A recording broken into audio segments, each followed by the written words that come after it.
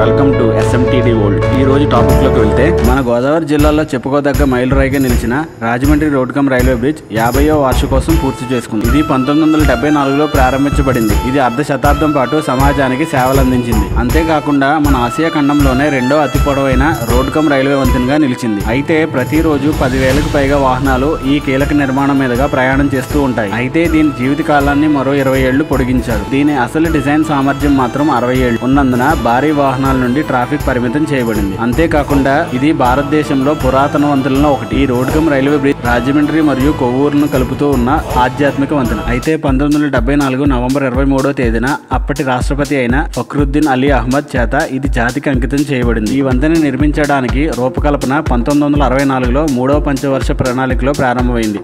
ఈ రెండు ప్రాంతాలను రైలు ద్వారా అనుసంధానం చేయించడానికి ప్రతిపాదన మరియు రూపకల్పన సమర్పించబడింది. ఆమోదం పొందిన తర్వాత ఈ వంతెన నిర్మాణాన్ని ప్రారంభించింది. అయితే 2.8 కిలోమీటర్ల రైల్ ట్రాక్ మరియు 4.1 కిలోమీటర్ల రోడ్ ట్రాక్ ఉన్నాయి. ఈ వంతెన అనేక మంది హృదయాల్లో ప్రత్యేక స్థానాన్ని కలిగి ఉంది. అయితే 2024 నవంబర్ 23వ తారీఖున ఈ రోడ్ కమ్ రైల్వే బ్రిడ్జ్ 50 సంవత్సరాలు పూర్తి చేసుకుంది. అందుకేనేమో మా గోదావరికి కాదండో ఇండియాలోనే ప్రతి ఒక్క హృదయాల్లో సుస్థిరమైన స్థానాన్ని ఏర్పరచుకుంది.